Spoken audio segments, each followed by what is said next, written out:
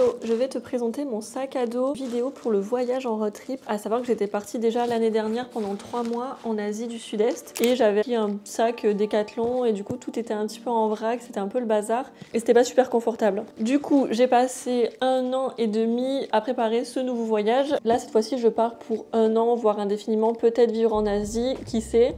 Mais j'avais envie que à la fois mon sac vidéo soit confortable et pas trop lourd, mais aussi que tout soit rangé et que ce soit plus le bazar et que mon matériel ne risque pas de s'abîmer. Après de multiples recherches, moi je me suis portée sur le sac à dos WandRD 21 litres, à savoir aussi que j'ai longtemps hésité entre le 21 et le 31 litres, mais je pense que j'ai fait le bon choix. Pour le 21 litres, j'ai pas besoin de plus et surtout qui dit plus grand dit plus lourd.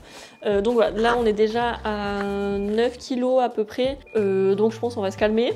Et je pense que c'est très bien. Donc je vais te montrer tout l'intérieur de mon sac à dos. Si ça peut t'aider à avoir des petits tips et que mes heures de recherche aient servi à quelque chose, bah tant mieux. Ensuite, moi je l'ai un tout petit peu accessorisé, c'est-à-dire j'ai ajouté par rapport au sac WandRD 2 sangles ici. Bien évidemment, il y a le cube photo à l'intérieur et j'ai rajouté ma housse de pluie de mon sac à dos, mais là backpack de l'année dernière. C'était la housse de pluie du 4Class 55 litres Décathlon. Je te la montrerai après, mais elle est super. Aussi, bien sûr, toujours des petits cadenas, toujours pratique quand tu accroches la casquette ou d'autres accessoires. Hop, du coup, je te fais un petit tour. Dans ce sac à dos, ce qui est top, c'est que tu as une poche secrète ici. Donc tu peux ranger ton passeport ou de l'espèce. Il y a aussi une petite poche là si tu veux mettre la housse de pluie. Les mousses qui rendent le sac vachement confortable. Sur le côté, tu peux mettre une gourde. Et aussi, l'autre côté, ça c'est une des poches que j'adore. Tac. Donc en fait, normalement, le concept, c'est que tu peux sortir ton appareil photo par ici. Et aussi, surtout, tu as une option pour ranger toutes tes cartes SD dans cette petite poche. Moi, ma caméra, elle est trop grosse, donc ça, je ne pourrais pas la sortir par cette poche. Ensuite, dans les poches extérieures, tu en as une ici, une petite. Personnellement, j'y ai rangé mon AirTag. Et devant, tu en as une grande tout le long. Ici, devant, j'ai mis le trépied pour la caméra Action 5, mais aussi des carnets d'aquarelle pour la peinture. Bon, rien à voir avec la vidéo. Ensuite, on va passer à l'intérieur du sac à dos. Voici comment se présente le sac à dos. Du coup, dans cette grande poche, tu peux ranger et l'ordinateur et la tablette. J'ai vérifié, l'ordinateur 16 pouces, par exemple de MacBook Pro, il passe. Par contre, c'est vraiment serré. Hein. Donc voilà, moi personnellement, je vais pas amener mon ordinateur, je compte l'acheter au Japon. Du coup, il va me manquer pendant quelques mois. Ensuite, ici, tu as des petites poches. Perso, j'ai rangé des batteries. Tu as la même petite poche et j'ai rangé du bazar. La grande poche. Pareil, j'ai rangé toutes mes grosses batteries là de la caméra. Et ça, c'est pas du tout une poche, il n'y a rien. C'est en fait relié à la poche secrète de l'arrière du sac à dos. Donc ça, c'était pour le devant. Et voici la zone principale. Donc comme tu peux voir, là j'ai ma grosse caméra, c'est une Blackmagic 6K Pro. À savoir aussi pourquoi j'ai fait autant de recherches, parce que personne n'a cette caméra. Souvent c'est avec des Sony, des Canon, Nikon et tout, mais comme moi elle est vraiment énorme, j'arrivais pas à savoir si ça rentrerait dans le 21 litres. Bon bah ça rentre. Et j'ai aussi un objectif, un 18-35 mm 1.4 si je dis pas de bêtises. Donc là tu as le cube. Ce qui est chouette, c'est que le cube tu peux l'enlever si besoin et te transporter que le cube. Mais tu peux aussi tricher, il y a quand même de la place sur les côtés. Donc moi j'ai pu ranger la sangle de la caméra. J'ai aussi pu ranger une paire de lunettes de soleil. Ici c'est bah tu sais pour protéger l'objectif ou la caméra. Et ça c'est des adaptateurs pour mon petit appareil photo que je vais te présenter ensuite. Pareil, un socle bien caché pour charger les batteries.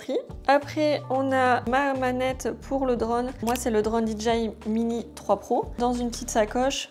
Comme ça, si jamais je veux le transporter dans un autre sac, bah, il s'abîme pas. Et ce que j'avais mis au-dessus, c'est mon disque dur. C'est le SanDisk tout petit, donc voilà, c'est parfait. Et surtout, pense bien à mettre une pochette parce que j'ai perdu personnellement beaucoup de disques durs qui étaient sûrement mal protégés. Bref. Et là, tu as une autre pochette.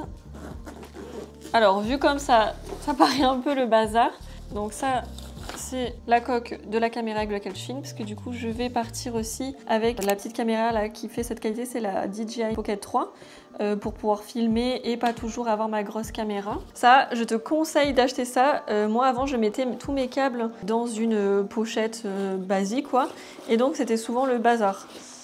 Hop, je te montre. Donc, premier rang, Là, bon, c'est assez classique, hein, juste un filet de maille avec le chargeur de maille liseuse et les hélices de remplacement du drone.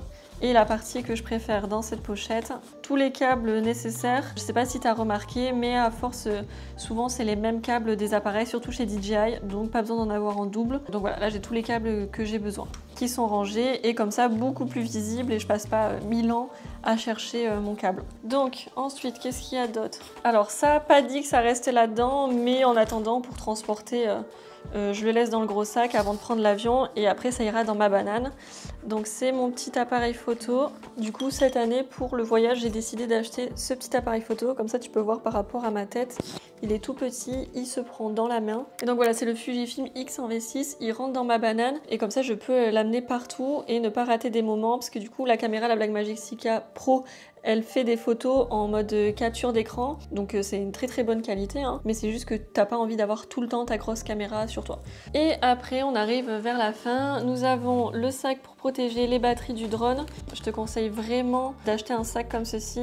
Perso, quand j'ai fait ma formation pour passer le permis drone, c'est vraiment ce qu'ils ont conseillé, surtout quand tu prends l'avion. C'est déjà arrivé que des avions explosent, bon là c'est cas extrême, parce qu'ils l'ont laissé aller en soute. Et bref, du coup ça vient avec moi dans l'avion, mais je préfère quand même prévenir que guérir, donc voilà, c'est la pochette si jamais ta batterie drone explose. Elle prend un peu de place, mais bon, c'est le risque à payer. Et comme tu vois, dans cette poche, il y a tout qui rentre. Ça, pareil, l'année dernière, j'étais partie juste avec mon iPhone et j'avais acheté une coque sous l'eau. Plot twist, les coques sous l'eau, je te conseille pas du tout parce que la qualité, elle est pas incroyable. C'est galère avec l'eau, etc. Enfin bref, j'arrive jamais à m'en servir. Dis-moi si toi c'est pareil. Du coup, j'ai acheté la Action 5 pour aller sous l'eau. En vrai, elle est incroyable. J'ai trop hâte de la tester.